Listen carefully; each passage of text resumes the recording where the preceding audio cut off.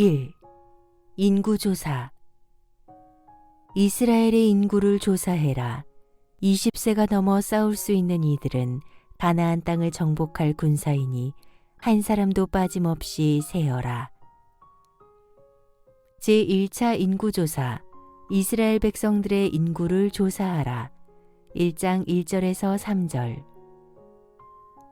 모세야, 너는 이스라엘 백성들의 인구를 조사하여라. 이곳은 신의 광야.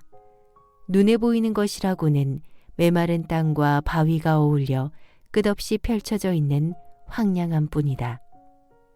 풀이랄 것도 없는 풀들이 바위 사이사이에 겨우 숨을 붙이고 살고 있고, 앙상하고 키 작은 몇 그루 나무들만이 여기저기 흩어져 있다. 건조한 계절에는 생물이 살 수 없는 불모지가 되고, 10월에서 4월 사이에 내리는 약간의 겨울비와 8, 9월에 내리는 이슬이 온갖 생명체들로 하여금 간신히 1년을 버티게 해준다. 신의 광야는 인간이 견뎌내기 힘든 죽음의 땅이다. 민수기는 이런 광야에서 40년 유랑의 세월을 보내야 했던 사람들의 이야기다. 황량한 시내 광야에 들어서면 가장 먼저 눈에 들어오는 것이 시내산이다. 시내반도 남쪽 산맥에 우뚝 솟아오른 시내산은 사방으로 가시나무가 무성하다.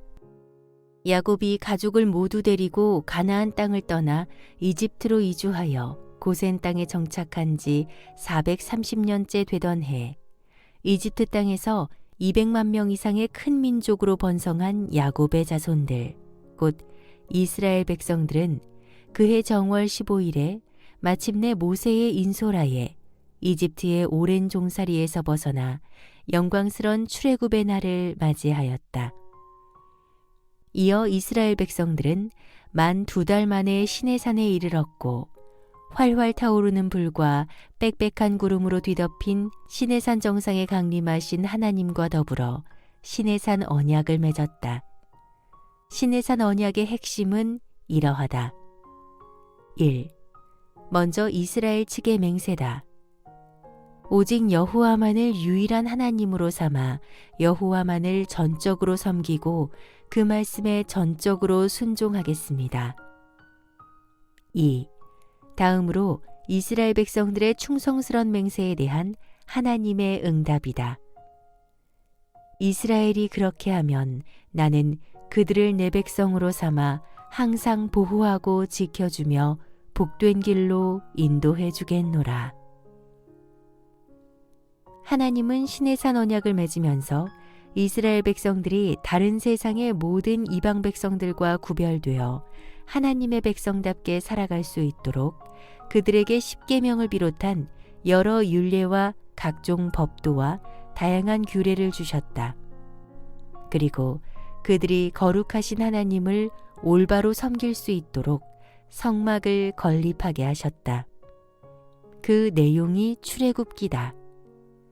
이어서 성막 운용에 필요한 여러 제사들과 제사장 제도, 그리고 다양한 성결의 법도에 관해 구체적으로 가르쳐 주셨다. 그 내용이 레위기다. 그러는 사이에 시간이 많이 흘렀다.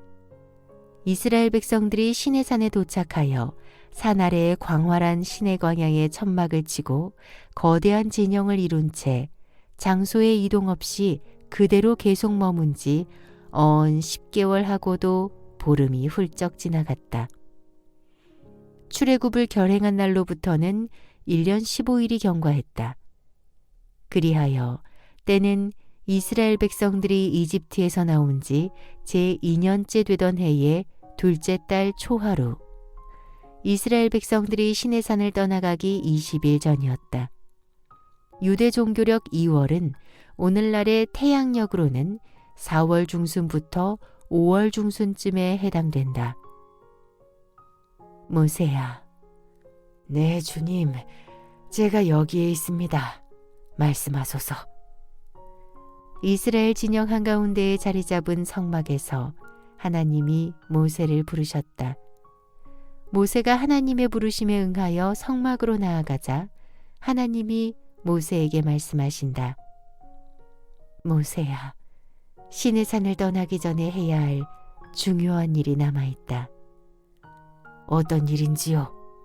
너는 이스라엘 백성들의 인구를 조사하여라. 이스라엘 각 지파와 각 가문과 각 가족별로 남자들의 명단을 모두 작성하여라.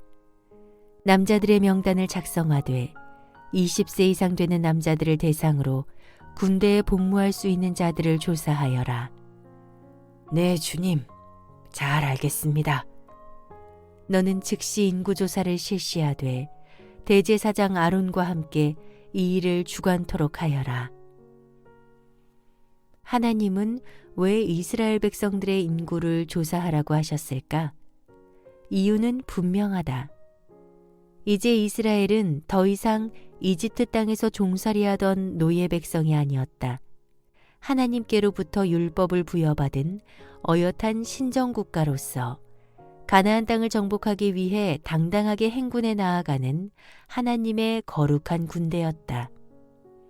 광야를 질서 있게 행진해 나아가고 또 앞으로 치를 가나안 전쟁을 효과적으로 수행하려면 이스라엘 백성들을 군대 조직으로 개편할 필요성이 있었고, 그러자면 체계적인 인구조사를 해야 했던 것이다.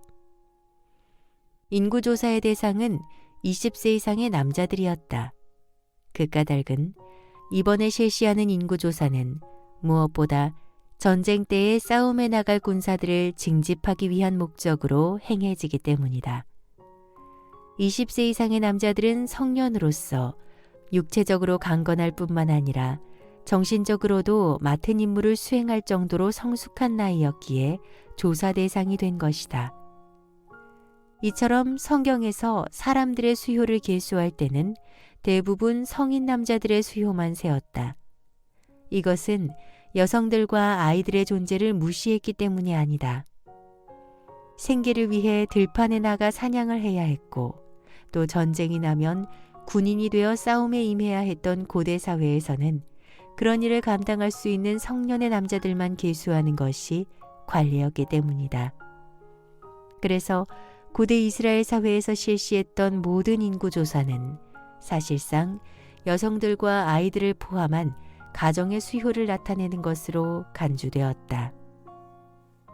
제1차 인구조사. 인구조사를 담당할 사람들. 1장 4절에서 19절. 자, 여러분, 모두 내 말을 들으시오. 모세와 아론은 백성들을 대표하는 이스라엘 12지파의 장로들과 족장들을 불러 모은 뒤 하나님의 명령을 전달하였다. 여러분, 하나님은 이스라엘 백성들의 인구를 조사하라고 명하셨소. 그리고 나와 아론을 도와 인구조사를 담당할 대표들을 정해주셨소. 각 지파별로 한 명씩이요. 이제부터 이름을 발표하겠으니 호명된 자들은 앞으로 나오시오. 모세와 아론은 하나님이 일러주신 대로 각 지파에서 인구조사를 담당할 책임자들을 호명하였다. 루벤 지파에서는 스데울의 아들 엘리술. 네, 루벤 지파 스데울의 아들 엘리술 여기 있습니다. 시므온 지파에서는 수리사떼의 아들 슬루미엘. 네, 시므온 지파 수리사떼의 아들 슬루미엘 여기 있습니다. 유다 지파에서는 암미나답의 아들 나손. 네, 유다 지파 암미나답의 아들 나손 여기 있습니다. 백성들 가운데서 웅성거림이 들렸다. 레위 지파를 건너뛰고 곧장 유다 지파의 족장을 호명했기 때문이다. 모세와 아론이 레위 지파인데 어찌 그들 지파를 명부에서 제외시키는 것일까? 백성들의 웅성거림을 듣고 아론이 명단을 호명하다 말고 잠시 멈추었다. 모세와 아론은 백성들이 왜 웅성거리는지 빤히 알고 있었다. 한 지파를 건너뛰니 당연히 궁금하게 여길 만도 하다.